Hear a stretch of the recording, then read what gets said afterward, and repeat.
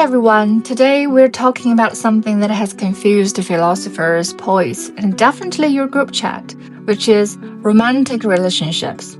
Because, let's be honest, love may not be essential to life, but it's definitely essential to joy. And drama, of course. What even is a romantic relationship? A romantic relationship is when you like someone so much that you voluntarily give up your peace of mind. Just kidding, mostly. In communication theory, it's defined as a relationship built on affection, attraction, emotional closeness, and commitment. Basically, you start caring about how one specific person texts you back or doesn't. Think about the movie The Notebook, that epic, if you're a bird, I'm a bird moment. That's attachment, the deep emotional glue that keeps people connected, even when they probably shouldn't be rowing boats in thunderstorms. And let's talk about the formats of closeness and intimacy. For centuries, people assumed that monogamy was the only normal structure. One person, one partner, one Netflix account. But the modern world said, hold my latte. Some people now choose open relationships, meaning both partners agree they can see other people. It's not cheating. It's called consensual non-monogamy. The key word here is consensual, which means no secrets. No, it just happened. If you watched You, Me, Her or Sex Education, you will see how complicated that can be. Communication becomes everything in this kind of complicated relationships. And yes, polygamy still exists. Multiple spouses at once. In most cases, one man with several wives, which is called polygyny. Sometimes it could be one woman with multiple husbands, and that is called polyandry. Here's a fun fact. A 2017 study of over 2,000 adults found that people in polyamorous relationships actually reported less jealousy and more trust than monogamous ones. So maybe it's not the structure that matters, it's how honestly you talk about it. As we all know that relationships are basically roller coasters with better playlists, and here are the big turning points the psychologists notice. Let's go through them. The first stage is called get to know time. That early stage where you pretend to love the same music. Oh my god, you like 1975? Me too! And the second stage is called physical proximity. You move to the same city or go long distance, suddenly FaceTime becomes your emotional lifeline. The third stage is called passion events. First kiss, first I love you, first argument about who forgot to buy oat milk. And then, external computation. A third person appears. Maybe a friend, maybe your ex still likes your Instagram story, and jealousy gets real. Following stage is crisis or support. One gets sick, stressed, or just burnt out. Then you will see who really shows up. Another very important stage is called commitment change. You two move in together, get engaged, or define that relationship. And the final stage is called first big fight. You find out whether you're talking it out people or slam the door and text later people. As John Gottman, the relationship research legend says, it's not fighting that kills love, it's how you fight. Couples who laugh during arguments usually last longer. So yes, humor literally saves relationships. Let's get scientific for just a second. Enter attachment theory, originally proposed by John Bowlby, and later expanded by Mary Ainsworth.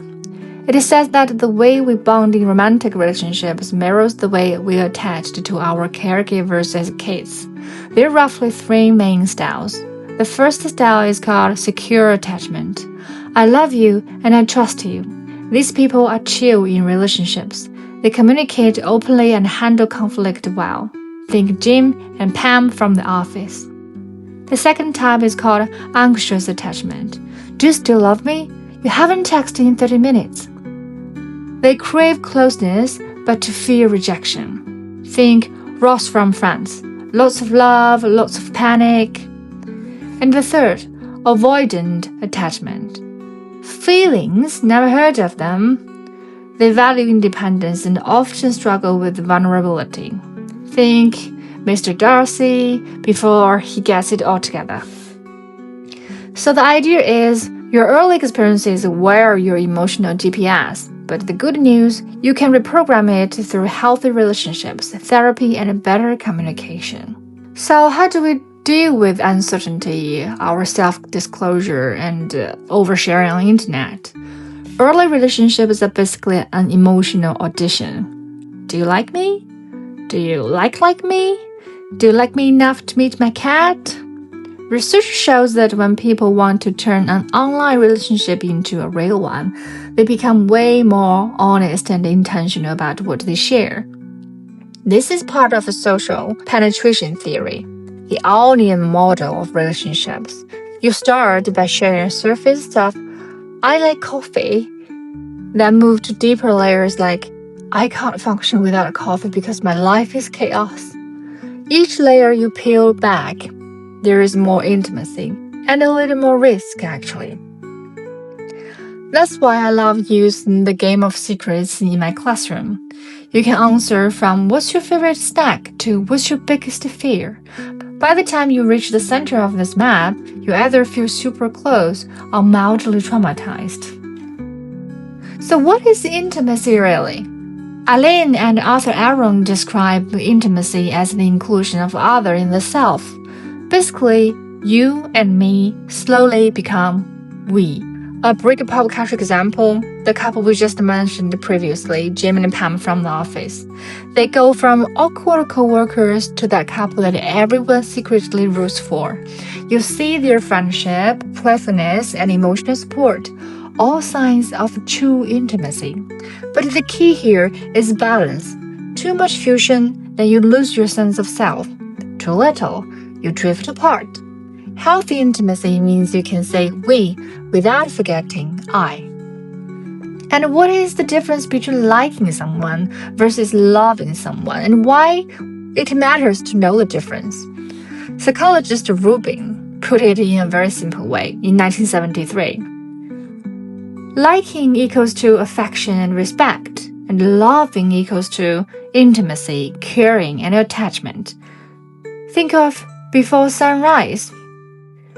In that movie, two people connected deeply in one night. They share stories, fears, and philosophies, and that is intimacy. Or think of real life, the difference between I like you, let's hang out, and I care about your happiness even when you're cranky and wearing my hoodie. Love is not just butterflies, it also breakfast runs and bad Wi-Fi fads. It has been very confusing for a lot of people. Why love is never simple.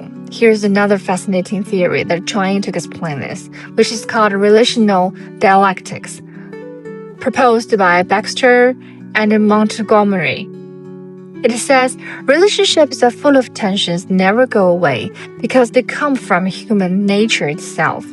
There are three big ones. The first one is autonomy versus connection. I want to be close to you versus I need my space.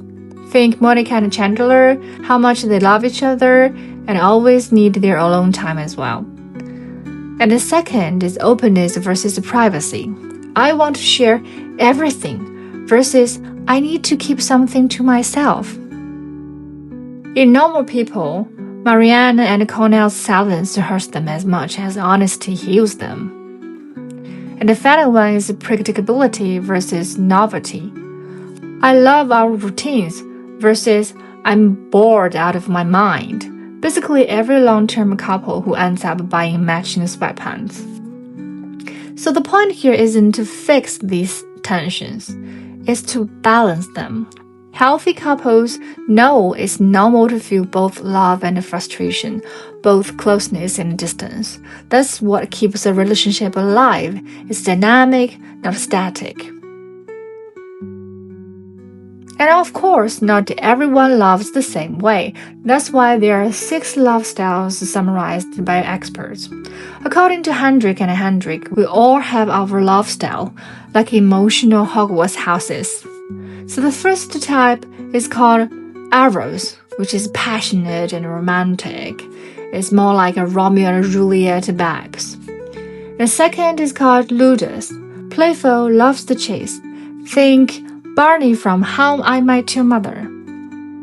The third type is called Storge, friendship-based relationships like Monica and Chandler from The Friends. The fourth style is called Pragma, which is practical and logical, like Sheldon and Amy from Big Bang Theory if you watch that drama. The fifth type is called Mania, which is obsessive and dramatic, like the example we see in the movie Gone Girl. Can be a little bit, too much. The sixth type is called Agape, which is selfless, giving, unconditional. It was more like how parents love their children, or maybe how you love your pets, your dog and cat. We all mix these in different amounts. The secret to relationship happiness: find someone whose love language and love style match yours, or at least make a good sitcom material. As you can see that every theory from attachment to dialectics says the same thing: communication is the oxygen of relationships. It's the way we negotiate, heal, and grow. It's also the way we accidentally start 90% of our arguments. So yeah, love isn't magic, it's maintenance. And like any good car or heart, it needs regular tune-ups. Why we keep falling in love, knowing that love can be so tricky and needs so much work? Because love is how we learn about ourselves. Each relationship, good or bad, is a mirror showing who we are, what we value, and what we fear. That's why people still write songs about it, make movies about it, and text hate to their ex at midnight, which is not recommended. It's chaos, but it's beautiful chaos. As poet Rumi said, lovers don't finally meet somewhere. They're in each other all along. So to sum up, I would say stay curious, stay kind, and communicate better. And that's the real love language.